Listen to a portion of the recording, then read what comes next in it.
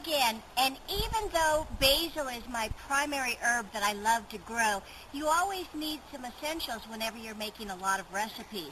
This is spicy oregano, and it's one of my favorite oreganos because it adds just a little bit more spice to the flavor than the regular Greek oregano. Now, what I'm going to do is I'm going to go ahead and take some of this oregano so that we can add it to our sauce. And what you do is you always clip right at a junction so it doesn't leave the oregano stringy. And you just go ahead and continue to cut.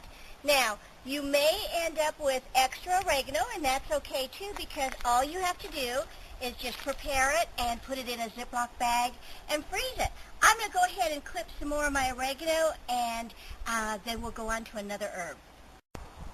Another essential herb in cooking is a bay leaf. Now, the bay leaf is an expensive little plant, but it can grow to be very, very hardy and very strong and large. Now, you don't want to clip the bay leaf at the top because it's a very slow grower. So what you're going to do is you're going to look for an older leaf or a hardy leaf, and you'll just clip that right off. And usually in your cooking, you only need, hello, Bowie, you only need 1 or 2 leaves, and that'll do. So what I'm going to do is just wash this off, and then we put this in our sauce just like it is. Right when the sauce is finished, you do want to go ahead and pull the bay leaf out.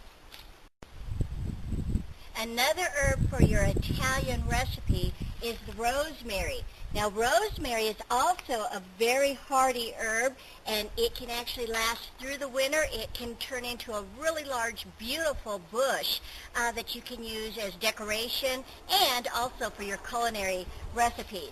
So all you do with rosemary, and again, you don't want to take too much rosemary. I have a funny little story.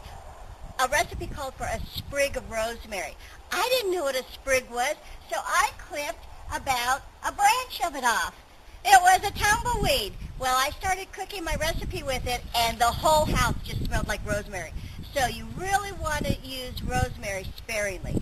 All you do is you just take a little piece like this, and then we'll go up and we'll just take it off of the stem and chop it up and mince it up, and then we'll put it in our recipe.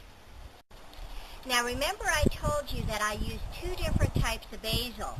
One, I use the regular sweet basil, which is right here. And all you do is you just take a little clipping off of it, and then we'll get rid of the bad leaves. And I've got some upstairs that I've already taken and washed, and I'll be cutting. And then I use Thai basil. Now, what Thai basil does is it actually gives it a little spicy, heavy flavor. So I'm going to go ahead and just clip some Thai basil. Now, it does not take very much Thai basil at all. Let's go upstairs. I'll wash it, and I'll show you as we add it to the sauce.